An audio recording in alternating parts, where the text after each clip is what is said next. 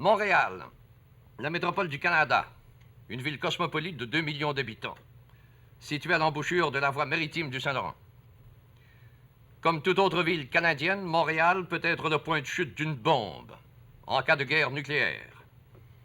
Dans cette cité pleine d'activités réside une population calme, tranquille, une population qui n'a jamais subi de blessures de guerre sur son territoire depuis 1760.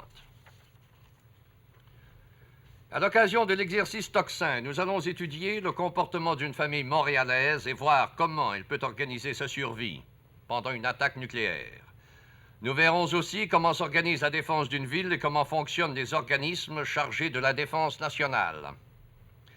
Prévenus par la radio, par la télévision, les membres de cette famille attendent l'heure de l'exercice Tocsin. Ils ne manifestent aucun signe de nervosité et d'affolement, mais ils savent que dans quelques minutes, ils devront se réfugier dans leur abri.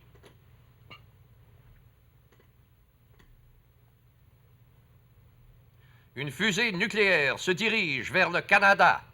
À la ligne Due, on le détecte. Tout le système de défense nationale est sur pied. Le haut commandement lance l'alerte et instantanément, les sirènes de quartier répondent. Chaque citoyen regagne son abri.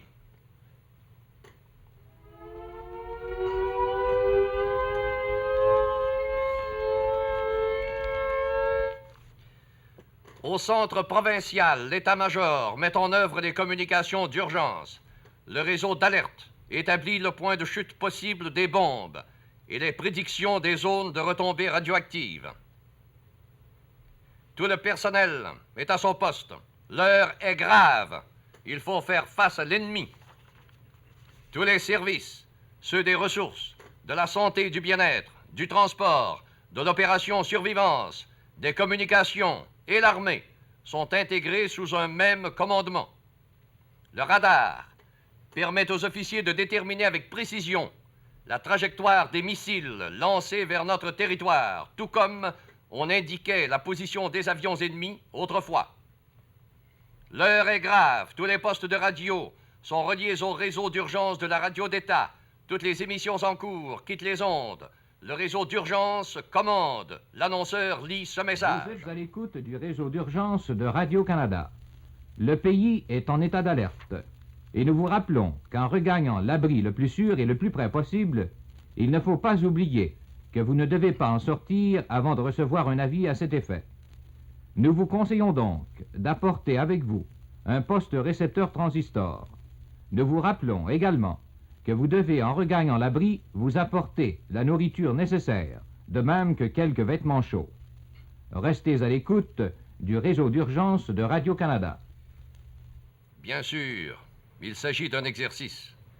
Mais conscients de leurs responsabilités, le père et la mère de famille vont organiser leur séjour dans l'abri. Tout se passe dans l'ordre, sans affolement. Et chacun se dit en lui-même, il faut obéir, car si demain c'était vrai, toutes les fenêtres, toutes les portes doivent être fermées. Et contrairement à l'opinion courante, le salut n'est pas dans la fuite. Le salut est sur place, dans l'abri. Comme le recommande l'Organisation des mesures d'urgence, chaque membre de cette famille s'est renseigné sur son rôle personnel en cas d'attaque. Aujourd'hui, il s'agit d'un exercice, mais on fait comme si c'était vrai. Rien n'est laissé au hasard. Dans l'abri, la mère de famille ouvre son poste de radiorécepteur transistor, le seul moyen de rester en contact avec le réseau d'urgence du pays. Son tour d'inspection terminé, le père vient rejoindre sa femme et ses enfants dans l'abri. Mais le père aurait dû s'approvisionner d'eau potable il y a longtemps, soit 1 gallon par jour pour chaque personne. Les cruches doivent être propres, avec des couvercles bien ajustés.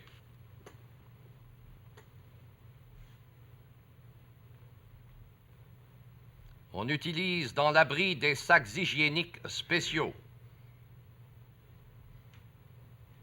Le père ferme le réservoir d'eau, coupe le courant électrique.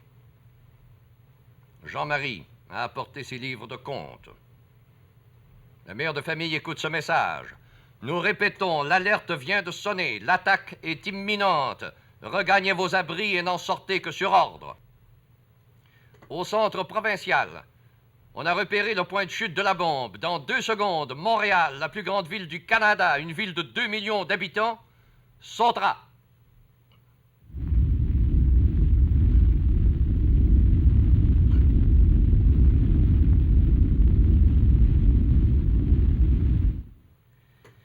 De l'état-major terré dans son abri, arrive ce message. Ordre est donné à toute personne de demeurer dans son abri. Direction des retombées, sud-sud-est. Ordre vous est donné de rester à l'écoute. Ici le poste du réseau d'urgence. Au centre provincial, les experts établissent le tracé exact du territoire qui sera contaminé par les retombées. Pendant que le général, commandant la région militaire du Québec, se prépare à évaluer les dégâts de l'attaque nucléaire. Toujours au centre provincial, les journalistes préparent les bulletins de nouvelles, les avis qui renseigneront la population. On recommande à tous de demeurer calmes. Il est essentiel que chacun demeure à l'écoute durant les heures qui vont suivre, quelle que soit la situation. On vérifie chaque message, tout renseignement doit être clair, net, précis, car la nuée radioactive est un ennemi effroyable. Du poste d'urgence, un autre message. Le nuage des retombées radioactives se dirige en direction sud-sud-est. Vent 43 000 à l'heure, altitude 20 000 pieds. Ordre est donné aux membres de la défense civile de ne pas sortir de leur abri pour plus de 1 quart d'heure. Que les équipes se renouvellent selon les ordres du plan 15-3-24. En temps de guerre, le gouvernement doit assurer la continuité de l'administration. Chaque ministère, donc, délègue ses représentants officiels au centre d'urgence, coordonnés avec les services de l'OMU et ceux de l'armée. Les services du gouvernement peuvent établir un programme d'évacuation des zones sinistrées, de protection de la population indemne et de réorganisation des services publics. Nous vous rappelons que c'est un exercice, n'est-ce pas? Notre seul but est de vous rendre conscient du danger d'une attaque nucléaire et de la nécessité de votre collaboration avec la défense civile. Continuons donc. La bombe a frappé Montréal il y a 1 heure et les experts peuvent établir maintenant avec précision le tracé du territoire contaminé par les retombées. À 40 000 de Montréal, le maire, le représentant de l'OMU et les membres de la protection civile dirigent les organisations de sauvetage. En effet, une partie de la population de cette ville a été touchée par les effets de la bombe. Entre parenthèses, le tout a été tourné à Pointe-Claire pour les besoins de la cause. Et certes, il ne faut pas juger de l'efficacité de la défense de notre pays par ce documentaire. Toutefois, l'effort est louable, l'effort est même admirable. Travaillant de concert avec les services médicaux, chacun des organismes voit au bon fonctionnement des sections d'ambulance et de secourisme et de sauvetage. Bref, il faut penser à tout. Aux grands blessés, à ceux qui demandent des soins immédiats et à ceux qu'il faut retirer des débris.